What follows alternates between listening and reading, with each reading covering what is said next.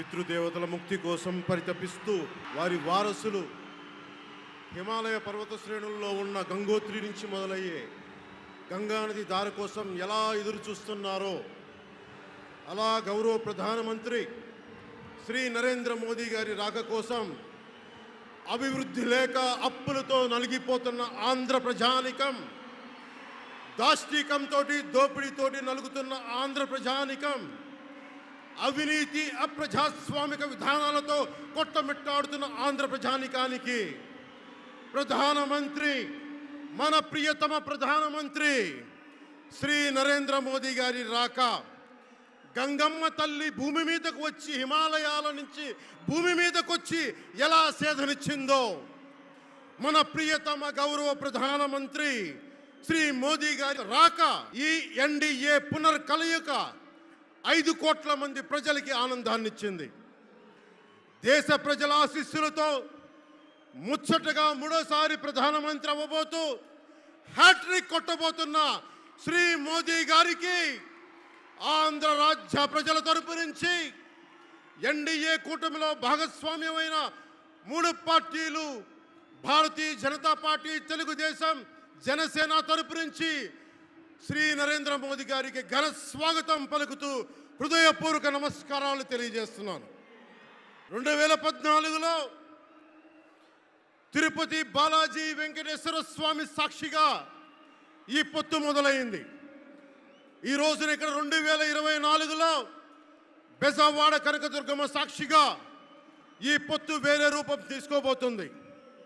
దుర్గమ్మ తల్లి స్వయంగా ఆశీర్వదిస్తుంది. ఇక్కడ ఆంధ్ర రాజధానికి అమరావతి దేదీప్యమానంగా వెలగాలని, దానికి నేను అండగా ఉన్నానని మోదీ గారు మరీ వచ్చారు ఇక్కడికి.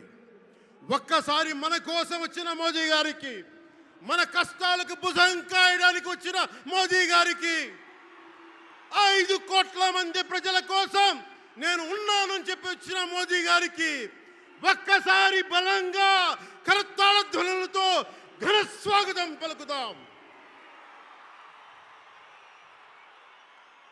2014 తిరుపతి బాలాజీ ఆశీస్సులతో ఎన్డీఏ విజయాన్ని సాధించింది, ప్రభుత్వాన్ని స్థాపించింది. 2024లో దుర్గమ్మ తల్లి ఆశీస్సులతో మొదలు పెడుతున్నాం.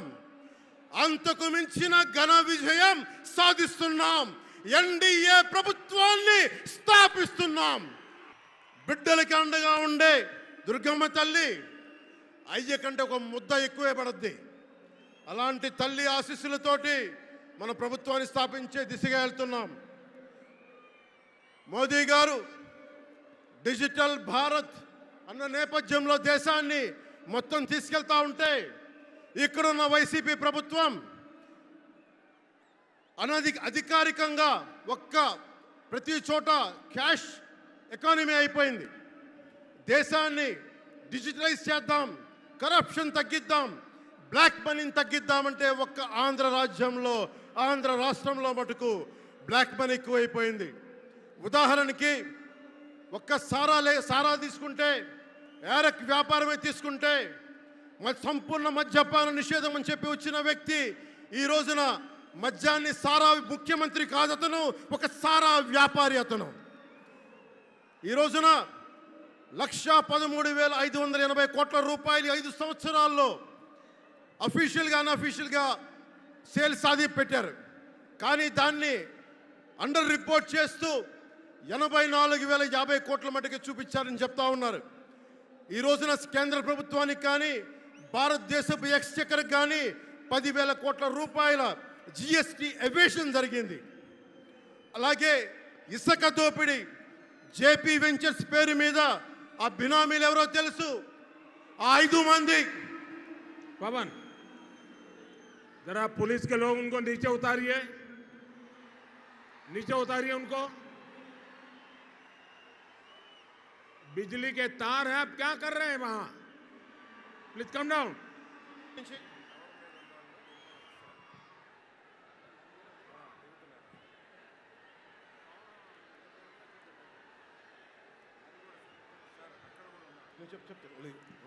आपकी जिंदगी हमारे लिए बहुत कीमती है। प्लीज नीचे आइए। आप मीडिया वालों ने आपकी फोटो ले ली है, आप नीचे आइए।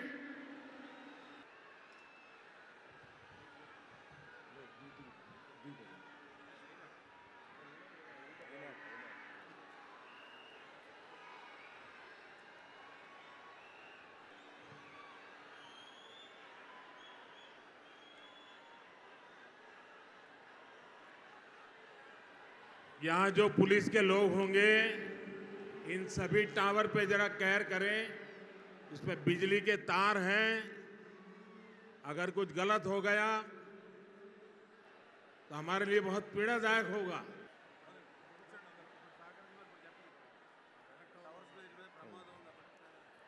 దయచేసి అందరూ ఆ ఎలక్ట్రికల్ లైట్స్ అన్నీ ఉన్నాయి, ఎలక్ట్రికల్ కనెక్షన్స్ ఉన్నాయి. దయచేసి మీ ప్రాణాల మీద ప్రధానమంత్రి గారు ఎప్పుడు ప్రోటోకాల్ బ్రేక్ చేసి మరి మీకోసం వచ్చారు. దయచేసి వాటి మీదకి ఎక్కకండి. సభ సజావుగా జరగాలి, మీరు క్షేమంగా ఇంటికి వెళ్ళాలని ప్రధానమంత్రి మోదీ గారు కోరుకుంటూ మరి సభ కంటే ముందు వచ్చారు. ఆయన మాట్లాడగల సమయం కంటే కూడా ముందు వచ్చారు మీకోసం. దయచేసి బాబు మీరు కూడా దిగిపోయింది అక్కడి నుంచి, ఆ టవర్ నుంచి దిగిపోమ్మా. నువ్వు కూడా దిగిపో, 6 నుంచి ఒక్క దిగిపో. దిగాలి. చుట్టుపక్కల ఎవరైనా టవర్స్ మీద ఎక్కుతాను దయచేసి డిస్కరేజ్ చేయండి. జేపీ వెంచర్స్ పేరు మీద జగన్ బినామీలు దాదాపు 40,000 కోట్ల స్కామ్ ఇసుక దోచేశారు. అందరూ అడిగిన వాళ్ళని, కిషన్ అనే రిపోర్టర్ని చిత్తూరులో చంపేశారు. ఇక లా అండ్ ఆర్డర్ దృష్టికి వస్తే ఆంధ్రప్రదేశ్ హైయెస్ట్ గాంజా క్యాపిటల్ అయిపోయింది. New drug capital of India అయిపోయింది ఆంధ్రప్రదేశ్. రాజ్యసభ హోంశాఖ సహాయ మంత్రి శ్రీ అజయ్ కుమార్ మిశ్రా గారు 2019 ఒక ప్రశ్నకి సమాధానంగా 2019-2021లో 30,196 ఆడవాళ్ళు అదృశ్యమయ్యారని చెప్పి స్వయాన రిపోర్ట్ చేశారు. 7,918 మంది 18 ఏళ్ల లోపు యువతులు, 22,278 మంది 18 ఏళ్ల దాటిన యువతులు. దీనికి ఒక్క స్పందన లేదు ఈ ప్రభుత్వం నుంచి.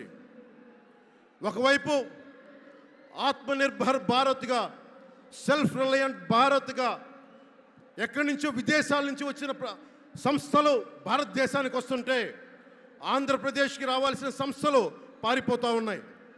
2,200 కోట్ల పెట్టుబడితో సంస్థ హైదరాబాద్ తరలిపోయింది. Amar Raja, Franklin Templeton, Reliance Electric unit ఇవన్నీ ఈరోజు వెళ్ళిపోయినాయి ఆంధ్రప్రదేశ్ నుంచి. పారిశ్రామిక ప్రగతి ఒకప్పుడు 2019లో 10.24% ఉండగా ఈ రోజున -.